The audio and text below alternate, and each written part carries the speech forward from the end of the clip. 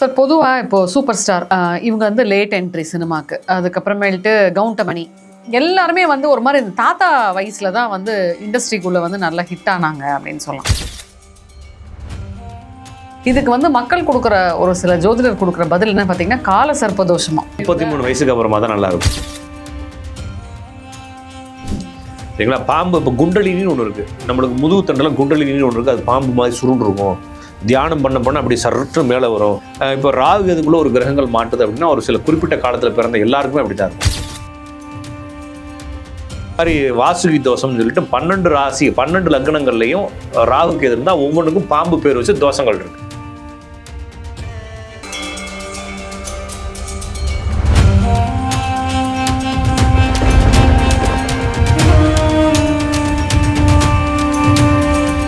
You Tamil பக்தி நேயர்களுக்கு வணக்கம். நம்ம கூட ராஜநாடிகா பார்த்திபன் சார் இருக்கார். வணக்கம் சார்.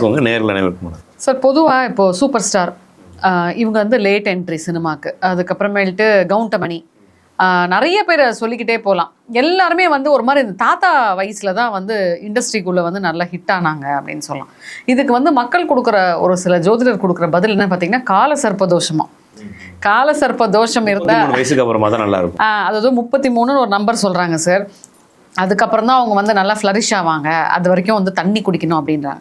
ராஜநாடி ஸ்டைலில் பார்த்தீங்கன்னா தோஷம் என்பதே கிடையாது அப்படின்றீங்க. இதை நீங்கள் எப்படி பார்க்குறீங்க? இல்லைங்க, அது வந்து அவங்க புரிஞ்சுக்கிட்டு இருக்காங்க. ராகு கேதுக்குள்ளே எல்லா கிரகங்களும் மாட்டினா அது வந்து சில தீமைகளை செய்யுது. ஒரு குறிப்பிட்ட வயசு வரைக்கும் போராட்டத்தை கொடுக்குது, அதுக்கப்புறம் ஜெயிக்கலாம் அப்படின்றத சொல்லுது. பொதுவாக நீங்கள் சொல்கிறது வந்து ஒரு மனிதன் சாதாரண வாழ்க்கையிலேருந்து திடீர்னு ப்ரொஜெக்ட் ஆகி வெளியே வரான். இதுதான் நீங்கள் சொல்ல வர. ஆமாம், அபரீத வெற்றி. இந்த மாதிரி விஷயங்களுக்கு நீங்கள் காலசர்ப்ப தோஷம் நீங்கள் எடுத்துக்கிட்டிங்கன்னா, இப்போ ராகு இதுக்குள்ளே ஒரு கிரகங்கள் மாட்டுது அப்படின்னா ஒரு சில குறிப்பிட்ட காலத்தில் பிறந்த எல்லாருக்குமே அப்படி தான் இருக்கும். சரிங்களா? அவன் பூரா ரஜினியாக இருக்கணும்ல, இல்லைங்களா? ரஜினி பிறந்த நேரத்தில் எத்தனை பேர் பிறந்திருப்பான்? எல்லாரும் ஆகலை. அப்போ எல்லாமே வந்து விதிப்படி தான் நடக்கும். விதி அப்போ எப்படி சார் ஜாதக வச்சு விதி கண்டுபிடிக்கிறது அப்படின்னா, ஜாதகம் என்பது விதியை கூறுவதற்கான ஒரு ஒரு கண்ணாடி, அவ்வளோதான். அது மட்டுமே வந்து இறுதி கிடையாது. அப்போ ஜாதகம் என்பது ஒரு குறிகாட்டி. அதை தாண்டி உங்களுடைய ஜெனட்டிக் இருக்குது. சரிங்களா? உடனே ரஜினிக்கு முன்னால் அப்படி இருந்தால் ரஜினியோடைய தாத்தா பாட்டியினுடைய கதையில் எடுத்து படித்து பாருங்க, உங்களுக்கு புரியும். அவங்க ஊரில் ஏதாச்சும் கூத்து கட்டுற வேலையை பார்த்துருப்பாங்க. சரிங்களா? விஜயகாந்தோட அப்பா அரிசி மண்டி ஏதோ பண்ணலையா? ஏதோ ஒன்று அது இல்லாமல் வர முடியாது. மீடியாக்குள்ளே அவங்க இருந்திருப்பாங்க ஆல்ரெடி. ஓ, நீங்கள் அப்படி சொல்கிறீங்களா? மீடியா லைன் இருக்கணும் அப்படின்றீங்களா? மீடியா லைன்லேயே இருந்திருப்பாங்க. ஓகேங்களா? அவங்க வந்து கூத்து கட்டியிருப்பாங்க. இல்லைனா ஊரில் வந்து கூத்துக்களை கூட்டு வந்து வச்சுங்க ப்ரோக்ராம் நடத்தியிருப்பாங்க. முக்கியமான நபர்களாக இருந்திருப்பாங்க.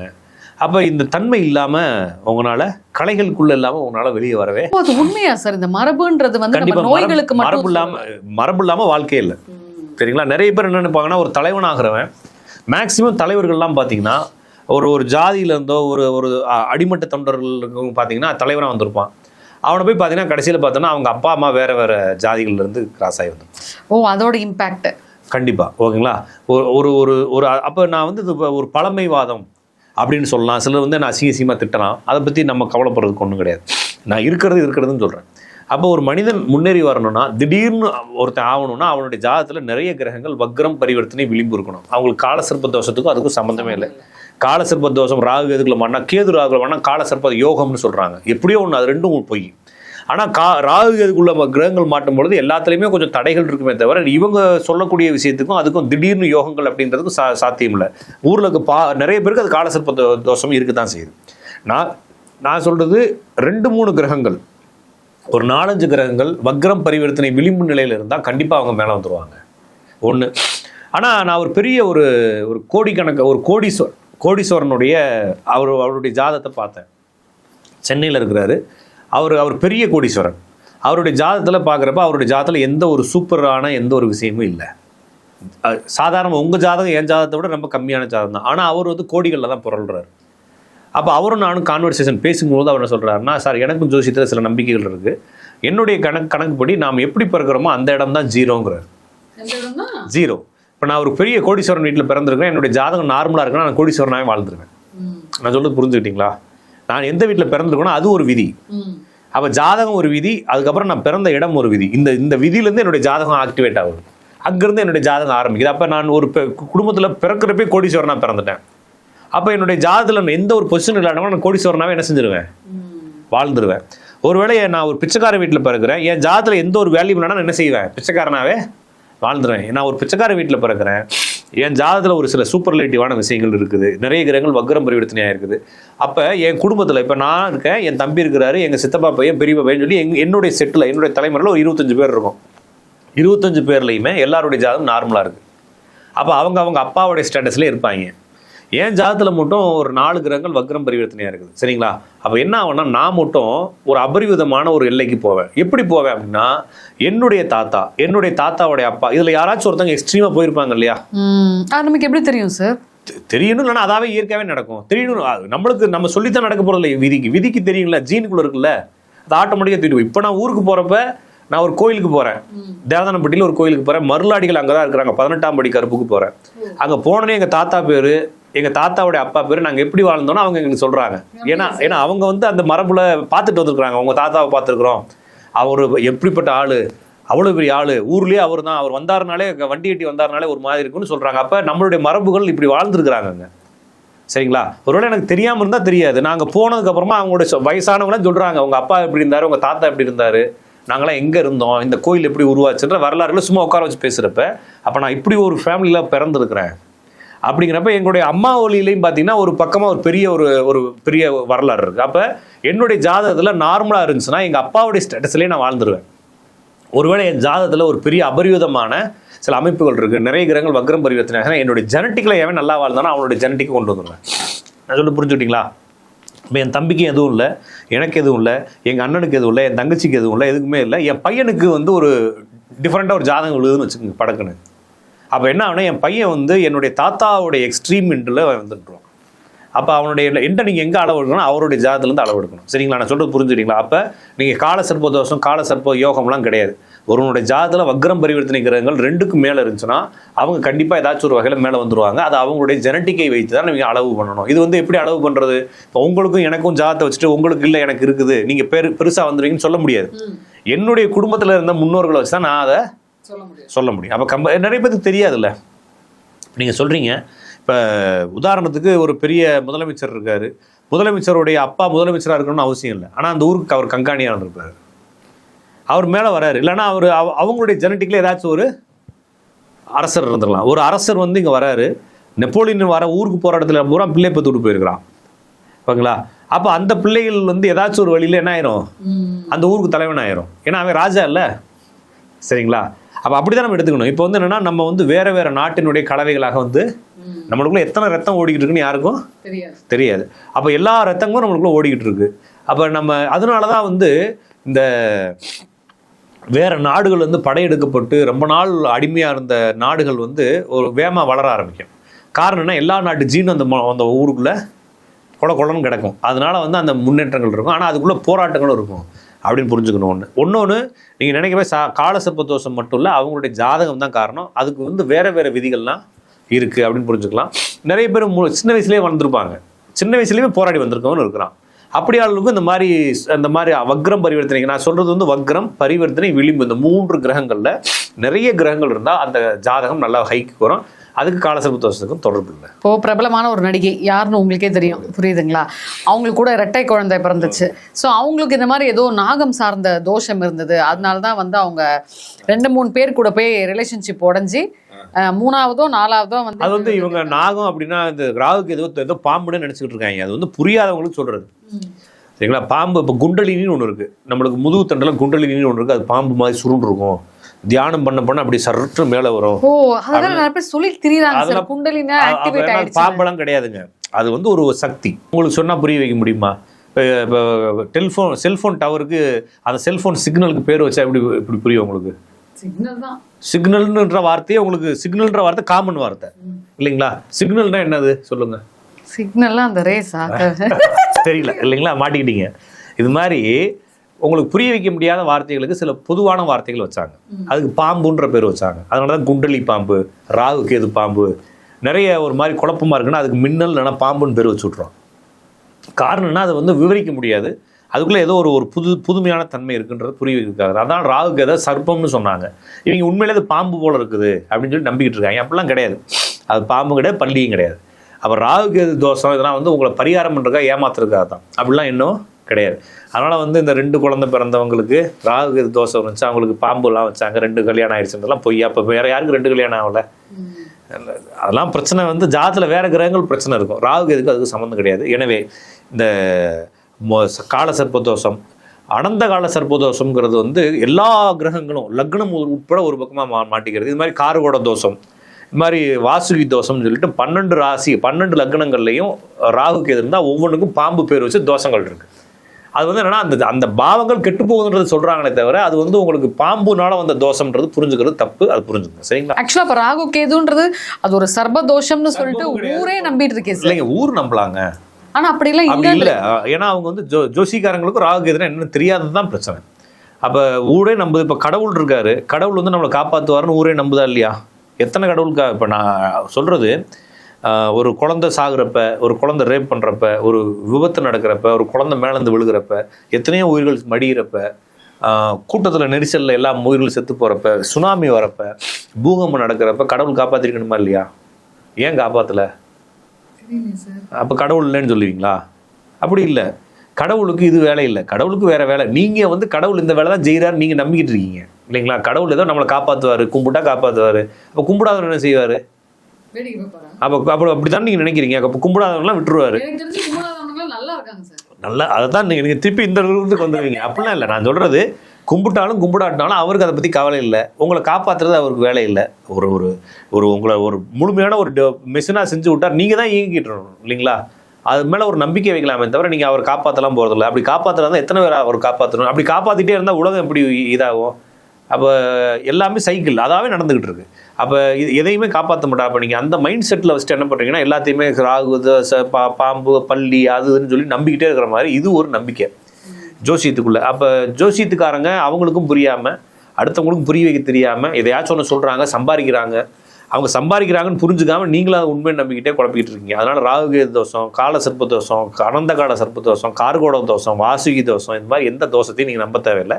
ஓ, அப்ப எப்படி சார் நீங்க இப்படி பகிரங்கமா சொல்றீங்க, தோஷம் எதுவுமே இல்லைன்றீங்க? ஓகே, அப்ப ராகு கேது தோஷம் இந்த மாதிரி இத்தனை நாக தோஷம் சொல்றீங்கல்ல, இதுக்கெல்லாம் அந்த கோவில்ல வச்சு மக்கள் பரிகாரம் பண்றாங்களே சார்? அது அவங்க நம்பிக்கை அவ்வளவுதான், சரிங்களா? அவங்க நம்பிக்கை அவ்வளவுதான். நீங்க வந்து உங்களுக்கு வந்து ஒருவேளை பணம் வந்து லோனே கிடைக்கலன்னு வச்சுக்கோங்க, என்ன செய்யலாம்னா நீங்கள் வந்து ஏதாச்சும் ரூபா நோட்டு ஃபோட்டோ வச்சுக்கிட்டு அதுக்கு பூஜை பண்ணினா காசு கிடைக்குன்னா பண்ணுவாங்க, கண்டிப்பாக பண்ணுவாங்க. இப்போ ஃபேஸ்புக்கில் பாருங்கள், ஃபோட்டோ பீரோவை திறந்து உள்ளே இருக்கக்கூடிய பணத்தை போட்டு கோடி ரூபாய் கொடுத்த பிரபஞ்சத்திற்கு நன்றி அப்படின்னு போடுறாங்களா இல்லையா? இன்று மாலை எனக்கு 3 கோடி கிடைக்க போகிறது, பிரபஞ்சத்துக்கு நன்றின்னு போடுறான் பைத்தியக்காரன் இல்லைங்களா? வெல்த், குரோத், ஆப்பர்ச்சுனிட்டி அப்படி சொல்லி சுவிட்ச் வேர்ட்ஸ்ல வர மாதிரி சுவிட்ச் வேர்ட்ஸ் போட்டு அந்த கேரோ போடுறாங்க. அதுல வந்து 78 93 44 எல்லாம் எழுதி வைக்கிறாங்க. எல்லாம் என்ன அர்த்தம்? கடவுளை கும்பிடுறது நிப்பாட்டு இப்ப நம்பரை கும்பிட ஆரம்பிச்சிட்டாங்க. ஆமா, வேர்ட்ஸை கும்பிட ஆரம்பிச்சிட்டாங்க. மேனிஃபெஸ்டேஷன் சொல்றாங்க. ஆமா, மேனிஃபெஸ்டேஷன் சொல்லிட்டு அப்ப உலகத்துல இருக்கிற பூரா காசுக்காக தான் அலையறான் இல்லையா? பிச்சை எடுக்கிறவன் அல்டிமேட் அப்படின்னா எவ்வளோ மேனிஃபெஸ்டேஷன் பண்ணி நான் பெரிய ஆளாகணும்னு படித்தோம். சின்ன பிள்ளைல என்ன சொல்லுவாங்க? கண்ணை முறை என்ன செய்ய சொல்லுவாங்க? கண்ணை சாமிக்கு முன்னால் நிப்பாடி கண்ணை குத்தம். கோயிலுக்கு முன்னால் நிப்பாட்டிட்டு உங்களை நிப்பாட்டிட்டு சாமி கும்பிட வச்சுட்டு என்ன கேட்க சொல்லுவாங்க? சாமி நல்லா படிக்கணும். நல்லா படிச்சிங்களா? நான் அப்போ மேனிஃபெஸ்டேஷன் எல்லாரும் என்ன பண்ணோம்? நல்லா படித்தோம், டாக்டர் ஆகணும் சாமி, கலெக்டர் ஆகணும் சாமி தான் வேணும், உருப்படாமல் போயிட்டோம் இல்லைங்களா? அப்போ என்னன்னா, இந்த மேனிஃபெஸ்டேஷன் மனசுக்குள்ளே நினைக்கிறது நடந்துருன்றதா நம்மளா மனசுக்குள்ளே வச்சுக்கிறது, சரிங்களா? அப்போ இப்போ எல்லாரும் நல்லா இருக்குன்னு தான் நினைக்கிறாங்க. யாராச்சும் நாசமாக போகணும்னு நினச்சிருக்கோம் அது வரைக்கும்? அப்புறம் ஏன் நம்ம திருப்பி நாசமாகவே போயிட்டு இருக்கோம் அப்படின்னா, விதி அவ்வளோதான். நீங்கள் நினைத்தாலும் நினைக்காவிட்டாலும் கல்லை மேலே எரிந்து விட்டு கல் மேலே விழுவக்கூட நீங்கள் கையெடுத்து கும்பிட்டா என்ன ஆகும்? டங்குன்னு வந்து விழுகும் கல் இல்லைங்களா? ஏன்னா அது உங்களுடைய பூமராங் மாதிரி நீங்கள் பண்ண வினைகள் வந்து தான் சேரும். நீங்கள் எல்லா கோல்மாலையும் பண்ணிவிட்டு உங்களுக்கு எதுவுமே வரக்கூடாதுன்னு எப்படி வராமல் போகும்? அதனால் வந்து இதெல்லாம் ஒன்றுமே சாத்தியம் இல்லை. நீங்கள் வந்து எந்த சர்ப்பதோஷத்துக்கு பரிகாரம் பண்ணாலும் சரி, எத்தனை நீங்கள் பண்ணாலும் அது வந்து அது தோஷமே கிடையாதுங்க. நான் என்ன சொல்கிறேன்னா, இப்போ லக்னத்தில் இருந்தால் உங்களுக்கு லாஜிக்காக புரிய வைக்கிறேனே, லக்னத்தில் ராகு இருந்தால், லக்னம்ங்கிறது ஜாதகருடைய உருவம்னு வச்சுக்கோங்களேன், இல்லைன்னா அவருடைய ஆட்டிடியூடுன்னு வச்சுக்கோங்க. அப்போ ராகுவோ கேதுவோ இருந்தால் அந்த ஆட்டிடியூட் என்ன செய்யணும்? கெடுக்கும், சரிங்களா? அப்போ அது வந்து லக்னத்தில் ராகு இருந்தால் ஆட்டிடியூட் கம்மியான ஆட்டிடியூட். அப்போ இது எப்படி சரி பண்ணுறது? இது அப்படியே கெடுத்துக்கிட்டே இருக்குமா இல்லை ஏதாவது ஒரு ஆப்ஷன்? இல்லைங்க, உங்களுடைய விதி அப்படித்தான் இருக்குன்றதை இண்டிகேட் பண்ணுது. ஓகேங்களா? அப்போ என்ன போட்டிருக்காங்கன்னா, இந்த பக்கம் போகாதீர்கள், அபாயகரமான பகுதி இருக்குதுன்னு போட்டிருக்காங்க. அப்படின்னு என்ன அர்த்தம்? போகாதன்னு அர்த்தம். அந்த பக்கம் அபாயகரமாக இருக்குன்னு அர்த்தம். நீங்கள் போகிறதா இருந்தால் போகலாம், கொஞ்சம் சேஃப்டியாக போகலாம். அப்போ உங்கள் என் ஜாதத்தை எடுக்கிறீங்க, இவன் வந்து ஆட்டிடியூடே இல்லாதவன் அப்படின்னு சொல்லி போட்டிருக்கு. அப்போ என்ன புரிஞ்சுக்கணும்? எனக்கு ஆட்டிடியூட் இல்லைன்னு புரிஞ்சுக்கணும், அவ்வளோதானே. அதில் நான் வாழ முடியாதான் என்ன? என்னுடைய டிசைன் அப்படி தான். அப்போ அதை புரிஞ்சுக்கணுமே தவிர இவனுக்கு ஆட்டிடியூட் கொடுக்கறதுக்கு என்ன கடவுளை கும்பிடலான்னு ஒருத்தன் போனான்னா, அப்போ அபாயகரமான வளைவை சரி பண்ணுவதற்குன்னா அபாயகரமான வளைவில் ஒரு போட்டா வச்சிடுறது. பாம்பு போட்டா வச்சுட்டு அதுக்கு சூடு ஏற்றுறோம்னா அபாயகரமான வளைவு மாறிடுமா என்ன? அந்த இடத்துல ரிஸ்க் வரத்தான் செய்யும். அப்போ என்னன்னா, மறுபடியும் சொல்கிறேன், நம்மளுடைய ஸ்டேட்டஸை சொல்கிறது தான் ஜோசியம், ஜாதகம். ஜாதகத்தை ஸ்டேட்டஸை மாற்ற முடியாது. அப்போ உங்களுக்கு நான் இப்படி இருப்பேன் அப்படின்றத கண்டுபிடிக்கிறதுக்கு இந்த ஜாதகம் லக்னத்தில் ராகு இருந்தால் இவர் இப்படி இருப்பார், ஓகேங்களா? சரி, இப்படி இருப்பார், இதுக்கு என்ன செய்யலாம்? அப்படி தான் இருப்பார். இது என்ன செய்யணும்? நம்ம இவர் கண்டுபிடிக்க தானே பார்க்குறோம். இவர் யாருன்றது கண்டுபிடிக்க தானே வந்திருக்கிறோம். ஜாதகத்தில் கண்டுபிடிச்சாச்சு இவர் இப்படி தான் இருப்பார், அவ்வளோதான். அப்படியே வாழ்ந்துட்டு போக வேண்டியதானே. இவங்களுக்கு என்ன பிரச்சனைனா, 2ல் ராகு இருந்தா இவருடைய குடும்பம் இப்படி இருக்கும், 7ல் ராகு இருந்தால் இவருடைய மனைவி இப்படி இருப்பாங்க, 8ல் ராகு இருந்தால் அவங்க மனைவியோட குடும்பம் இப்படி இருக்கும். அப்படிங்கிறப்ப அதை இவங்க சேஞ்ச் பண்ண ட்ரை பண்ணுறாங்க. பிரச்சனை புரிஞ்சுங்களா? அப்போ ஒருத்தனுக்கு இப்படி 7ல் ராகுவோ 7ல் கேதுவோன்னா அவனுடைய குடும்ப வாழ்க்கை சரி இருக்காது அப்படின்னு இவங்க என்ன நினைக்கிறாங்கன்னா, அது வந்து உங்களுக்கு ஒரு தகவலை சொல்லுது. ஜாதகங்கிறது வந்து உங்களுக்கு ஒரு தகவலை சொல்லுது. என்ன தகவல் சொல்லுது? இவருடைய குடும்ப வாழ்க்கை அவ்வளோ நல்லா இருக்காதுன்னு சொல்லுது, அவ்வளோதான். அதுக்கு மேலே அதுக்கு வேலை இல்லை. இப்போ நீங்கள் என்ன நினைக்கிறீங்கன்னா, அந்த தகவலை சொன்ன பாம்புக்கு, ராகுவுக்கு ஒரு பூஜை போடுறீங்க, சரிங்களா? பாம்பை வந்து ஸ்லோ. அப்போ வந்து இந்த பக்கம் போறீங்க, விபத்து பகுதி மித வேகத்தில் செல்வது நன்று, விபத்து பகுதின்னு சொல்லி ஒரு மாதிரி சிகப்பு கலர்ல போர்டு போட்டிருக்கான். இப்போ நீங்க என்ன செய்யறாங்க? ஸ்லோவா பண்ணும் சார். நீங்க என்ன செய்யணும்னா, டப்புன்னு அந்த போர்டுக்கு ஒரு மாலையை போட்டு 2 தடவை கும்பிட்டுட்டு ஸ்பீடா போனீங்கன்னா போய் முட்டிட்டு சாக வேண்டியதான், இல்லைங்களா? அந்த போர்டு என்ன செய்யுதுன்னா உங்களுக்கு தகவல் சொல்லுது, உங்களுடைய இந்த இடத்துல இப்படி தான் ஸ்டேட்டஸ். அப்போ உங்கள் ஜாதகம் என்ன சொல்லுன்னா, குடும்ப வாழ்க்கை அவ்வளோ பிரச்சனையாக இருக்குது. அப்போ என்ன செய்யலாம்னா, ஒன்றும் மேனேஜ் பண்ணணும், இல்லைன்னா அதுதான் நடக்க போகிறது தெரிஞ்சுக்கிட்டு அமைதியாக இருக்கணும். அப்போ ஜாதகம் இவங்க சொல்கிறத இவங்க என்ன நினைக்கிறாங்கன்னா, ஜோசிக்காரங்களும் சேர்ந்து உனக்கு இப்படி இருக்கா, அப்போ உங்களுக்கு இப்படி தான் இருக்குன்னு சொல்லியாச்சு, சரிங்களா? அப்போ என்ன செய்யலாம்? அப்போ சிகரெட்டு குடிக்கக்கூடாது, என்ன வரும்? கேன்சர் வரும், சரிங்களா? சிகரெட்டு குடித்தா கேன்சர் வரும். அப்போ சிகரெட்டு குடிச்சிட்டு கொய்யா இலையை தின்னுட்டோம்னா கேன்சர் சரியாயிரும்னு ஒருத்தன் சொல்கிறான்னு வச்சுக்கோங்க. இவங்க என்ன செய்வாங்க? அதையும் பண்ணுவாங்க, இல்லைங்களா? சிகரெட்டு குடிக்கிறது நிறுத்த போகிறதில்ல, கொய்யா இலை திங்கிறது, இல்லைங்களா? அப்போ என்னன்னா, மக்கள் வந்து பிரச்சனையை வந்து ஆமாம் வரும் அப்படின்றத ஏற்றுக்க தயாராக இருந்தாலும் கூட அதை ஏற்றுக்க முடியலை அவங்களால. இதுக்கு ஏதாச்சும் ரெமெடி இருக்கா, மாற்ற முடியுமான்னு பார்க்குறாங்க. இப்போ நேரடியாக அதை அணுக தெரியாத போது என்ன செய்கிறாங்க? அப்போ இவனால் சிகரெட்டை விட முடியல, விடணும்னு ஆசை இருக்குது, விட முடியல. அப்போ என்ன செய்யறான்? வேறு ஏதாச்சும் ஒன்று செஞ்சு பார்க்குறான். அப்படின்ற மாதிரி தான் அதை எடுத்துக்க வேண்டியதை தவிர, உங்களுடைய ஜாதகத்தில் இருப்பது ராகுகேது தோஷம், காலசர்ப்ப தோஷம் எதாக இருந்தாலும் அது அப்படியே தான் இருக்கும். அது உங்களுக்கு என்னமே மாறாது. அதுக்கு நீங்கள் பூஜை பண்ணுறது அப்படிங்கிறது உங்களுடைய டைம் வேஸ்ட் தானே தவிர, சம்பாதிக்கிறோம் உங்களுக்கு சம்பாதிக்கிறானே தவிர, அப்படி இருந்துச்சுன்னா ஆமாம் அப்படி இருக்கா அப்படின்னா அதுக்கு என்ன பலன் கேளுங்க. ஆமாவா அப்படி தான் உங்கள் லைஃப் இருக்குன்னு புரிஞ்சுட்டு போயிடுறதான் பெட்டர். அதை மாற்ற முடியாது. அப்படி மாற்றுறதா இருந்தால் உலகமே சுபிக்ஷமாயிரும், எந்த ஒரு கெட்ட விஷயங்களும் நடக்காது. பிறந்தோடனே ஒரு ராகு தோஷத்துக்கு எல்லாத்துக்குமே பேக்கேஜ் 45,000 பூஜை போட்டோன்னு வச்சுக்கோங்க, சரிங்களா? அப்போ எல்லாருமே என்ன ஆயிடலாம்? பணக்காரன் ஆயிடலாம், ஒரு நல்ல ஒரு பர்சன் ஆயிடலாம், ஆட்டிடியூடான ஆள் ஆயிடலாம், திடகாத்திரம் ஆயிடலாம், பெரிய காரு பங்களான்னு பிறந்தோடனே வச்சுக்கலாம். எல்லாத்துக்கும் பேக்கேஜ். எல்லாத்துக்கும் 18 வயசுல கல்யாணம் ஆயிரும், எல்லாத்துக்கும் கல்யாணம் பண்ணு ஒரு வருஷத்துக்கு ஒரு 5 குழந்தை வரிசையாக பிறந்துடும், எந்த ஒரு பிரச்சனையும் இல்லை, இல்லைங்களா? அப்படியே உலகமே எப்படி இருக்கும்? சொர்க்கமாக இருக்கும். அதெல்லாம் முடியாது. அப்படி இறைவனுடைய படைப்புலேயே அப்படி இல்லை. நீங்கள் எல்லாருமே வந்து குப்பை போடுறவங்களா இருந்தால் குப்பையை க்ளீன் பண்ணுறதுக்கு ஒருத்தங்க வேணும்ல. அப்போ எல்லாத்துக்கும், ஆனால் இயற்கை எல்லாத்துக்கும் சரிசமமாக விதியை பகிர்ந்து கொடுத்துருக்குது. நீங்கள் ஒரு ஆள் குப்பை போடணும், அவர் குப்பையை எடுப்பார், அந்த குப்பையை எடுத்துகிட்டு போய் அவர் சம்பாரித்து அவர் கொண்டு போய் இன்னொருத்தண்ட காசு, அவன் வந்து காசை வாங்கிட்டு திருப்பி சிப்ஸ் வாங்கி தந்துட்டு அந்த குப்பையை போடுவான். இது வந்து சைக்கிள், இது இயங்கிக்கிட்டே தான் இருக்கும் உலகம். நீங்கள் எதையாச்சும் ஒன்று குழப்பிக்கிட்டு எதையாச்சும் பூஜையை பண்ணிட்டு டயத்தை வேஸ்ட் பண்ணிட்டு இருக்கலாமே தவிர, வாழ்க்கை என்பது நீங்கள் எதை செஞ்சாலும் மாறாது. அப்போ கடவுள் வழிபாடு என்பது இயற்கை வாழ்க்கையை மாற்றுவதற்கு கடவுள் வழிபாடுக்கு தொடர்பு இல்லை. நம்ம வந்து நம்மளுடைய வாழ்க்கைக்கான நன்றி செலுத்துவது தான் கடவுள் வழிபாடு. அது தனி சாப்டர், அதுக்குள்ளே ஜோசியத்தை கொண்டு வர தேவையில்லை. எனவே இந்த சர்ப்பதோஷங்கள், அதை தொடர்ந்து வரக்கூடிய பரிகாரங்கள், அதை தொடர்ந்து வரக்கூடிய ஓமங்கள், பூஜைகள் எல்லாமே உங்களுடைய மனசை மன திருப்திக்கு கூட மனசை குழப்பிக்கிறது. திருப்தினா வந்து அப்போ யாரோ ஒருத்தனுடைய ஃபார்மாலிட்டிஸை நீங்கள் செய்ய தேவையில்லை, சரிங்களா? அப்போ மனசு குழப்பம், உங்களுடைய பயத்துக்கு ஏதோ ஒன்று திங்கிறீங்க, அப்படி தின்னா ஒருவேளை நீங்கள் மனசு திருப்தியாக வைக்க போகிறதில்ல. இதை செஞ்சதுக்கப்புறம் இன்னொரு பயம் வந்துட போதும் உங்களுக்கு. நீங்கள் வாழ்க்கை ஃபுல்லாக பயந்துகிட்டே தான் இருக்க போகிறீங்க. நிம்மதியாக என்ன செஞ்சலாம், இதுதான் நம்மளுடைய லைஃப்ன்றதை அக்செப்ட் பண்ணிட்டீங்கன்னா வாழ்க்கை பயம் போயிடும், நிம்மதியாக இருக்கும். ஓகேங்களா? நன்றி. நன்றி.